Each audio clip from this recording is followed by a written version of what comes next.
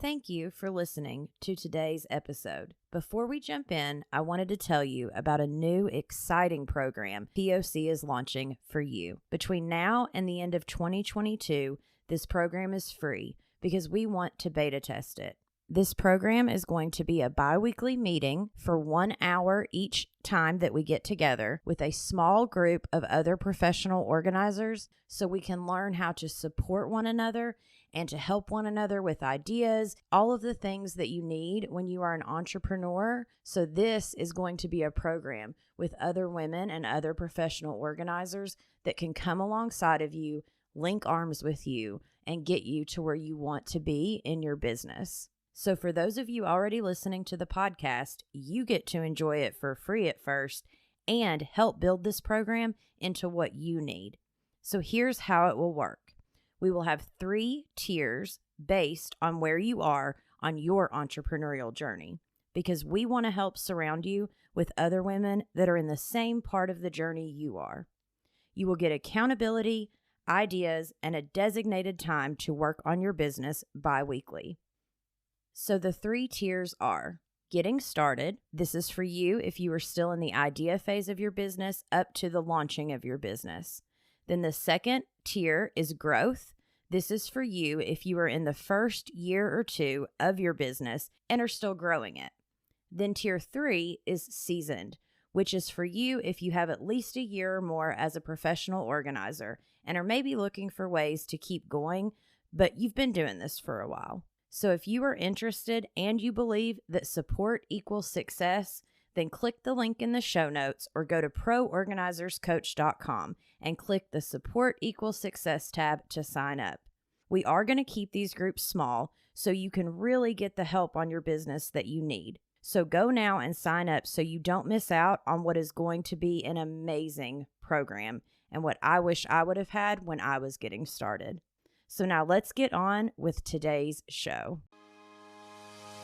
You are listening to the Pro Organizers Coach podcast. I'm Samantha Brown, a professional organizer and business coach.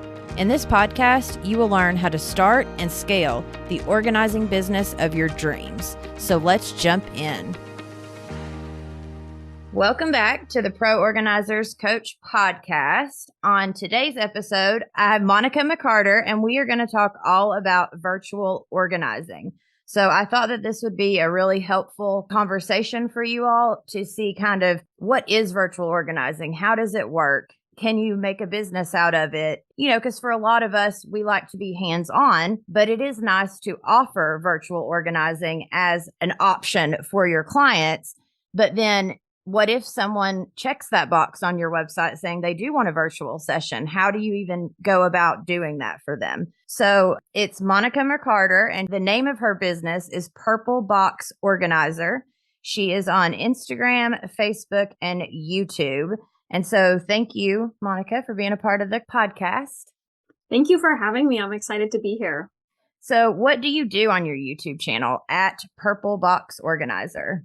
Most of the videos on there are informational how-tos, getting your home system set up and routines set up. I have a whole slew of videos on there with my kids showing how to teach kids how to do different organizational things in your home. So you kind of get them on board because I know as moms, some of us are working too. We're just busy. And so we need help. And so I try to help my clients think about not just themselves, but how we can include the whole household since we're all contributing to the mess and we should all contribute to the cleanup as well. Yeah, ideally that would be amazing, right? Like if the kids could just clean up after themselves, that would be. Yes. Yeah. Awesome. I did want to ask though, with Purple Box Organizer, how did you come up with that name for your business? I love that question because I knew purple has always been my favorite color ever since I can remember. And I've never been able to drop it. I just love it. And so I knew I wanted that a part of my name, but I also wanted to incorporate some kind of like organizing thought. And so my husband actually was helping me one day. We were driving in the car and he's like, how about something like box, the Purple Box Organizer? And so that was my husband. He included the box and we got the purple, and I wanted people to obviously know I'm an organizer. So that's how Purple Box Organizer came to be. Nice. Yeah, because I think with a lot of people starting out, or at least I know for me, it was a pain point trying to figure out like, the name. It's almost like naming your child. Like it is Yes. so important to figure out, and you go through and you think about like, oh, you want this. And then you're like, no, that doesn't incorporate who I am. And, like you go through all the things trying to name your business. And so I thought that was a really cool name and was very curious about that.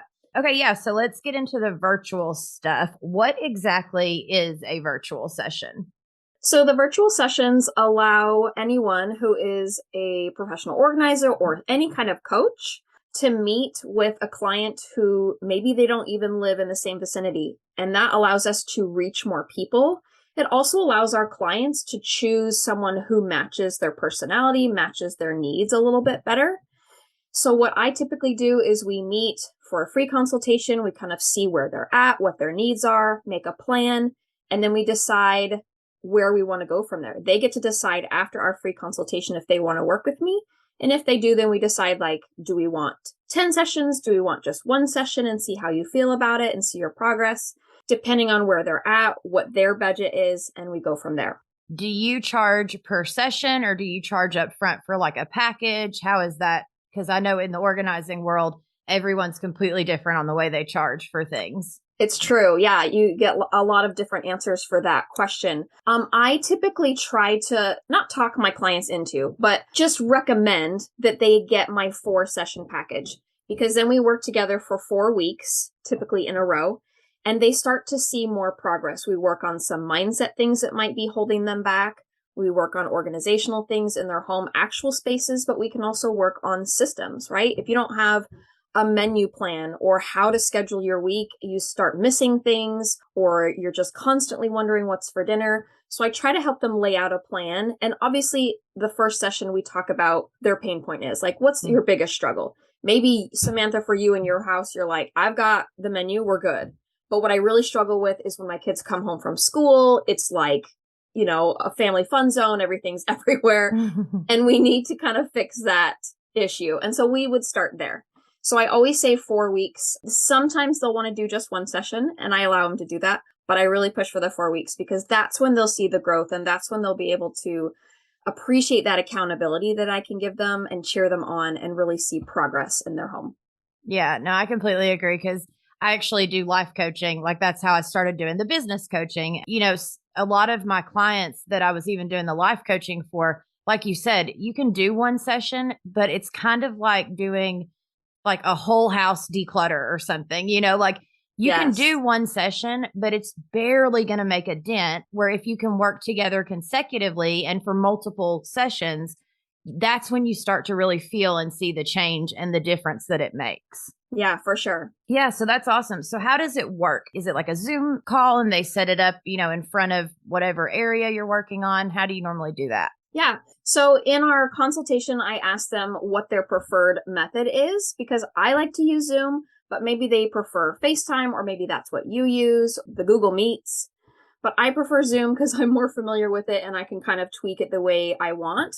And then I also suggest that they use a laptop instead of a phone, because that can be set up on a lot of surfaces. You can also tilt the screen how you need it so that I can see the space we're working on and give them the tips and the guidance. And then if you're working with a phone, like it works, but sometimes it'll fall down, or sometimes it just makes it so that we can't quite see everything.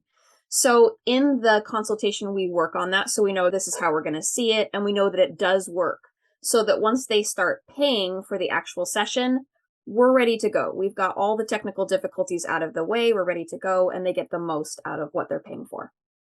I know we already talked about why someone would want this service, but the people that find you, is it more because they feel like they can do it on their own? They just need more of the accountability and more of the guidance and structure?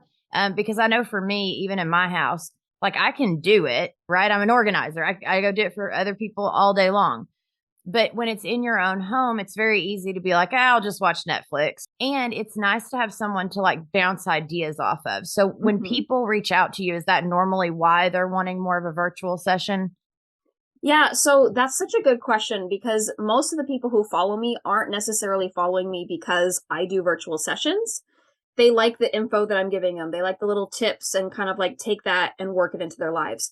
The ones who want to hire me typically are the ones that, yes, want some accountability and need some guidance and know that they're like, I've tried this and I can't DIY from here anymore.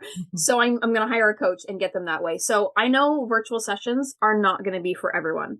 It's not going to be for the client who, maybe they're struggling. They need someone to show up to their house and do a little bit more hand holding, right?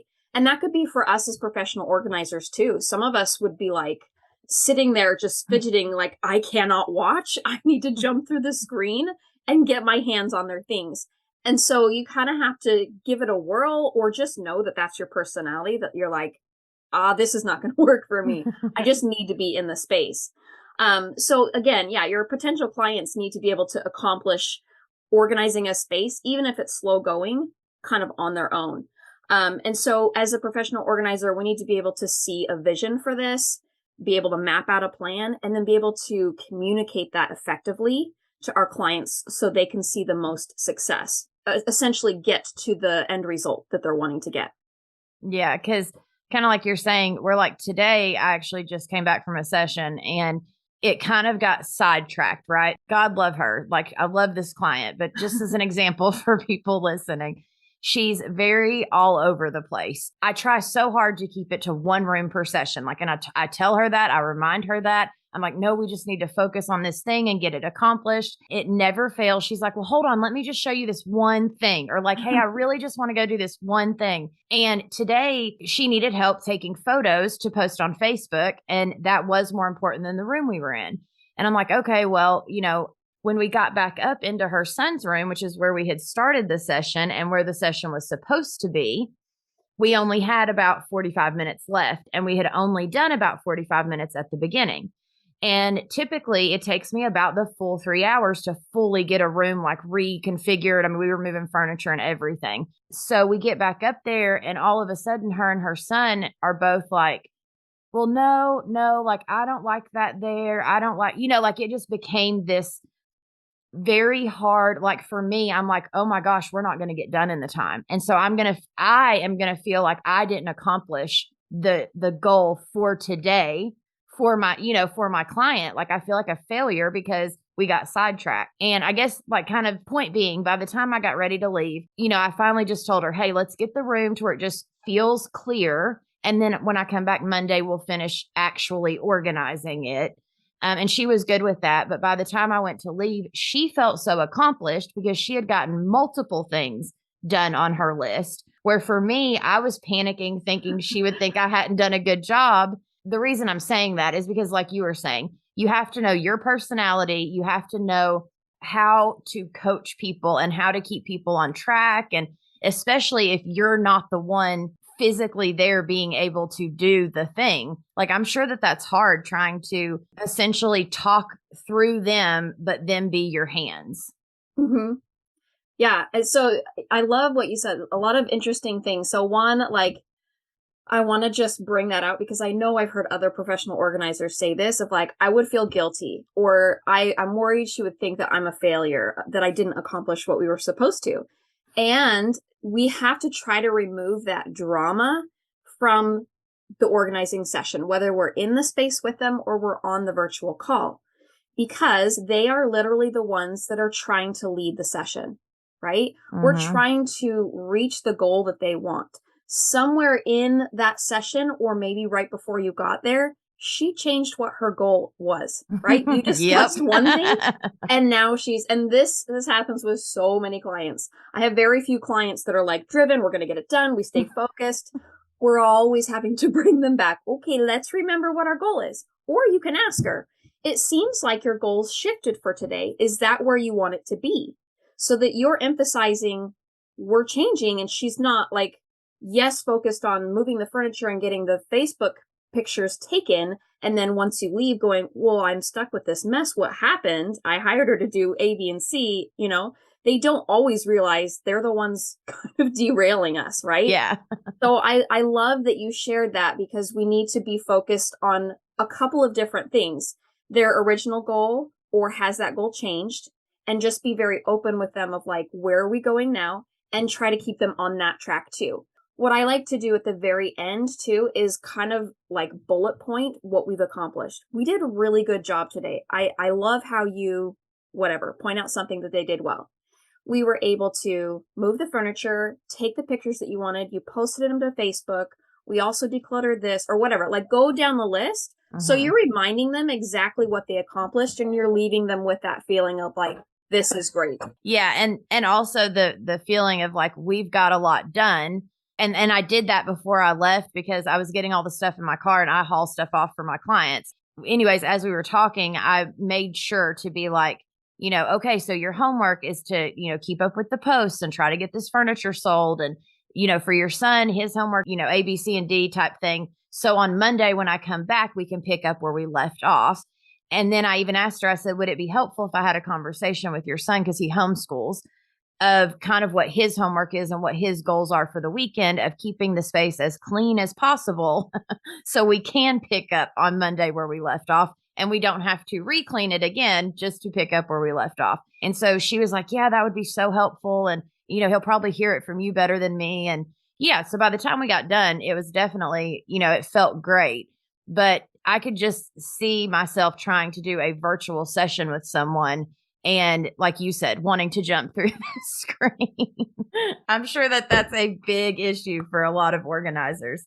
Make sure that we bullet point, for them and make sure we set the goals from the beginning. And that's virtual or regular sessions of when I got there today, if I had asked her, hey, is the goal for today still your son's room?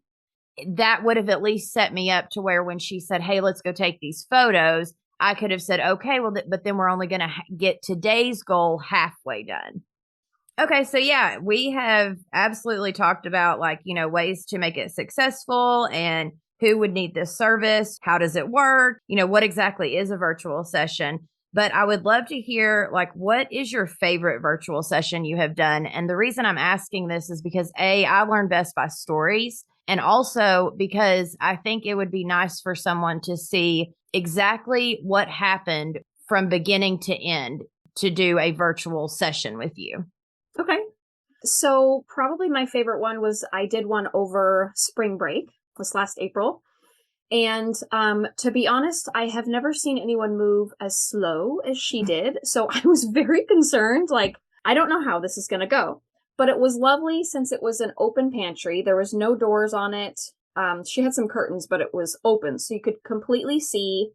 And she had her camera set up nicely and was able to kind of move it around so I could see all of the different shelving. And then each time if she moved, I would ask her, okay, can you tilt it a little bit this way or tilt it this way? So I could see completely what we were working on. But she was very open to my guidance and suggestions where I said, can you move that large item anywhere else? Because she had a small pantry storage in her laundry room. So she was able to take some large items and move them that way. Some things she didn't use as often and move them into that side pantry. And that helped just the basic look of it look better. And it was really interesting to see how, as slow moving as it was, the pieces started coming together and she started building momentum and seeing the progress that she was making. And then she would contact me 3 days later and send me a slew of pictures of all these other places that she had done the same thing. She had realized, I know how to declutter now. I'm not afraid of it. It just takes some time. And now I can get rid of things. I'm realizing oh, I really don't need this item or I don't use it often enough to keep it. So I am getting better at this. So it's really, really nice to see. It was fun to watch. Yeah. And I always make sure to tell my clients during the consultation and remind them multiple times, this will get worse before it gets better because you have to declutter. You just have to. The reason a lot of stuff feels out of place and chaotic is because normally there's too much stuff for that space. So if you're not decluttering and just moving stuff around, that's not organizing. Organizing is helping them to figure out, like you were saying earlier, the systems, what works, how it looks. There's so many different things going on when you're making sure that it is quote unquote organized. Yes. I totally agree with that. Organizing isn't just shifting things around or moving things to different places. You really have to get rid of some things that you're no longer using. and then find function for the things that you are keeping. And that is what helps us maintain that organization.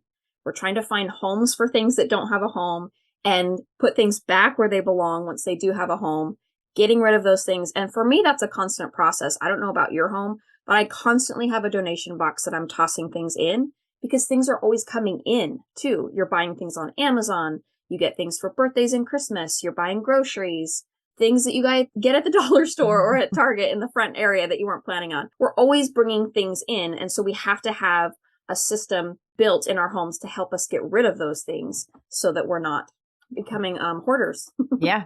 Yeah. And real quick, one last question now that we're talking about this a little bit. When you have someone, or have you had someone that was very reluctant to release stuff? Yeah. So this, I try to be careful with this. So this comes down to my life coaching certification of how I approach this. Mm-hmm. And the best story I can say is I was visiting my best friend in California, and she has a Nana that I've known for many, many years. We went to high school together, my best friend and I.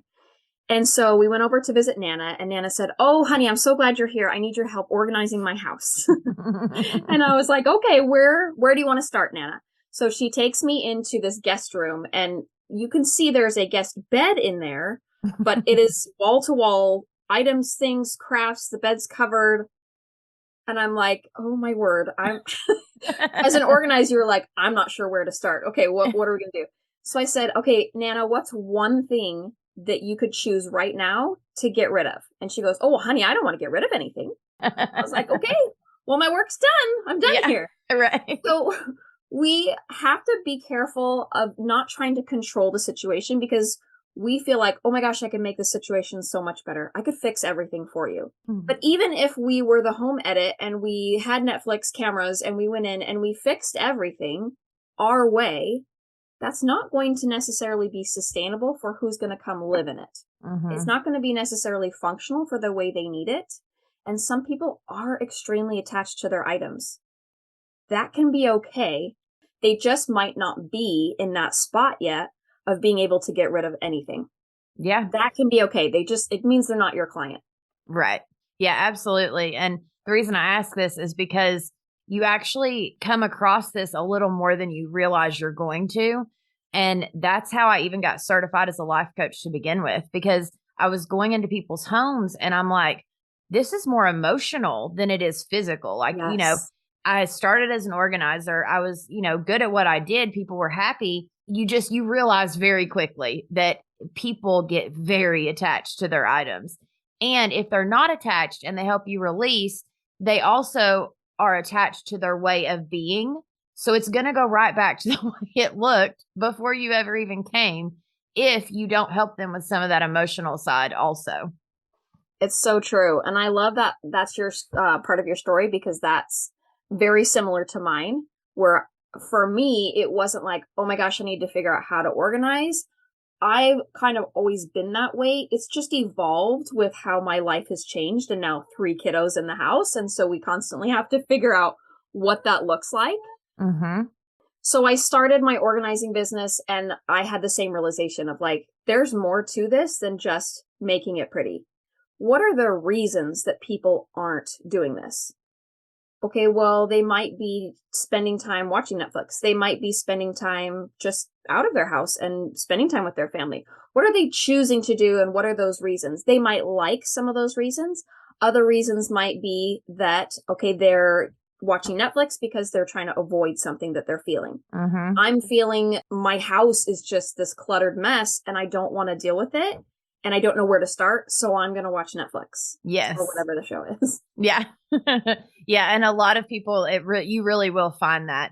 But I think the point in all of this, and what I love, is that even the virtual sessions, coming at it, like you said, talking about mindset and making sure you're setting up the goals and being very open and helping them to be honest with themselves of, yes, what are your goals? Why are you doing this? How can I help you? Like, what is going to benefit you the best? Like a lot of our clients don't even think about those questions before we get there. They just know they need help.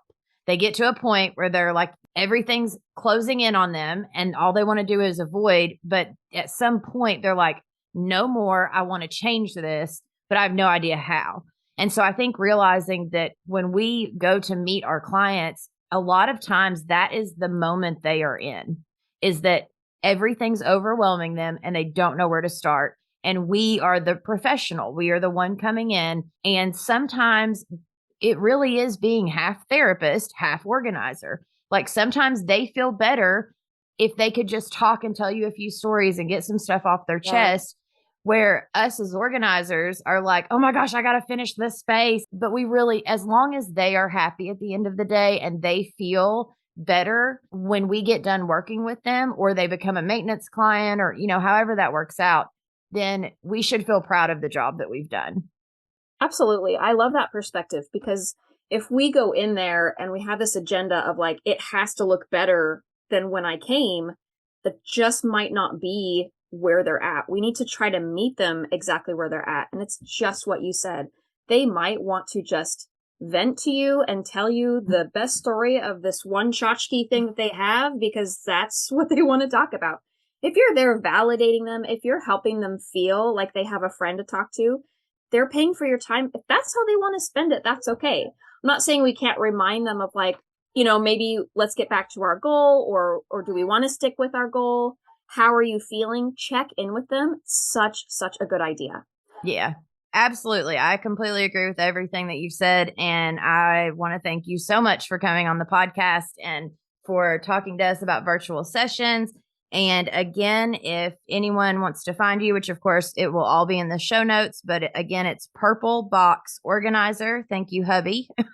That's right. Yep. And so, yeah, thank you so much for coming on the Pro Organizers Coach podcast. Thank you so much for having me, Samantha. It was a pleasure. You have been listening to the Pro Organizers Coach podcast. Go to the show notes to find all of the links mentioned in this episode and hit that subscribe and automatic download button so you don't miss a single thing. Thanks for listening.